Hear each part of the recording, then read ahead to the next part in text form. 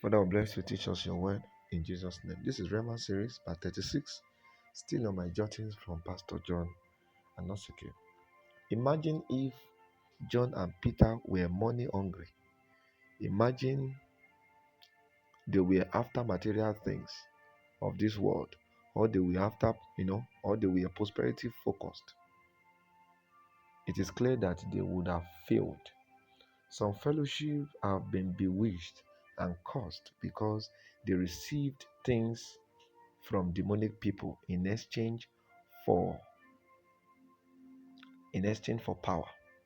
Ministers who have conformed themselves with the worldly systems are gone already.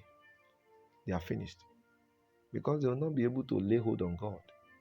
They will be walking by their will, and not by the will of the Father. Their congregation will become victims of the devil's manipulation because already the one leading them is not with God. Now, let's go to the next point. There are certain institutions that host demons. Yes, there are certain institutions, there are certain places you go to that the energy there is not godly. If you go to such places for help, instead of you being helped, they will end up giving you a spirit that will destroy your life. From these institutions, demons are released, waiting for who to host them. This is why you must be very careful with who lays hand on you. Be careful of the meetings you attend. Some went to certain places for solution and they ended up cursing themselves the more. Never think that a church is strong because of how the pastor preaches. Don't think a church is strong because the pastor can prophesy and perform miracles. You will be strong if you know you will be wrong if you rate a church with those things. The first thing to look for is the prayer life of a church. If a church does not pray, and if prayer is not a lifestyle of a church, then that church is not on the path of light. Don't judge with the gift at work. If you are in a church that is not developing you to pray, run.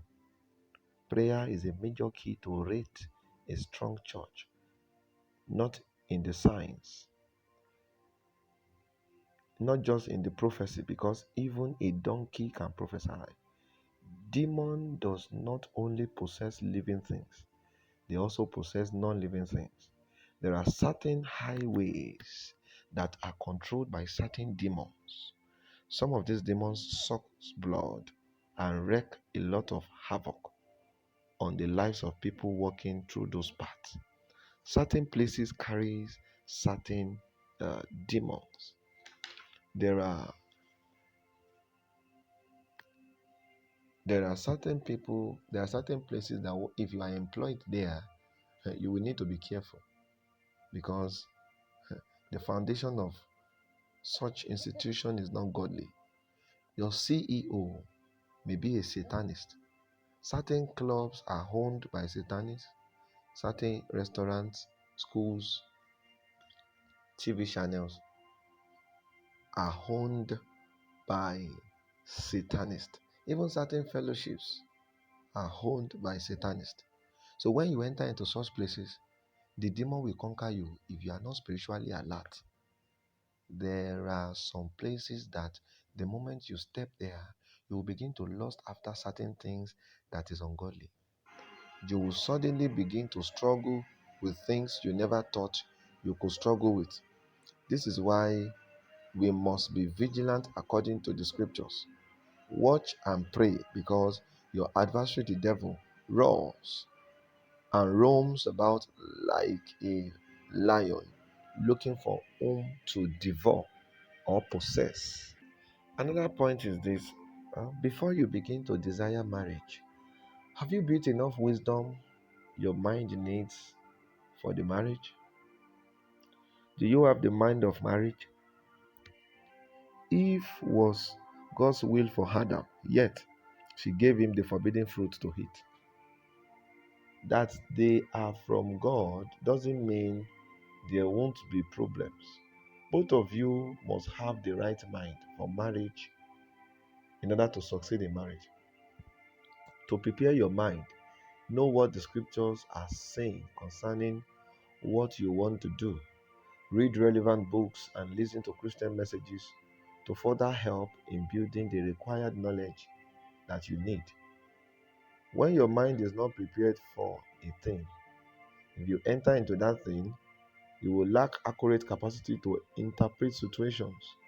And with this, every opportunity to build your togetherness may be seen as an avenue for a divorce or a separation. Now, another point is the way to the crown, you know, the way to the throne is the cross. You will not get the crown without the cross. Joseph began the process of his own cross through the hatred of his brothers for him because he has been destined to end up in the palace. Have you identified your own Potiphar's wife or your Delilah? Everyone who must end up in the palace must be ready to face this. Both the male and the females are involved. You can't get to the peak of what God is saying in your life until you overcome lust. When you start lusting, you are not in love, but instead you are in foolishness. Beware of those people who will lust after you if you want to go far.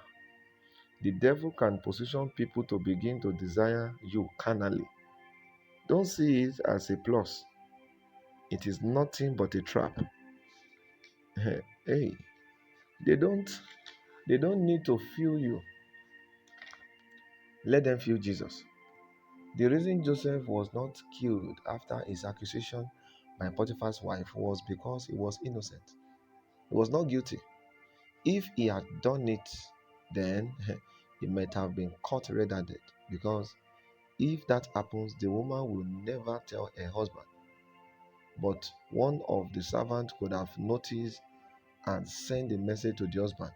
And of course, once Joseph is caught in the act by Potiphar, it is straight to the grave. Joseph said no because he had the fear of God. And this is why Joseph was qualified for the palace. The same reason for which we ignore sin can be the same thing that will qualify us for the palace. If you know the same reason for which we ignore sin can be the same reason that will qualify us, can be the same thing that will qualify us for the palace if we are God oriented. There will always be a Joseph. So even if the first Joseph fails, another Joseph will rise, just like the first and the second Adam. The purpose for a man is bigger than the man. God designs God designs you for something special, and you decided to live your life carelessly. Then that enablement can be lifted from you and be transferred to another person. There is a time for everything. There's a time to talk to men, and there's another time to talk to God. May the Lord help us in Jesus' name. This is the wisdom of God. Don't sell it.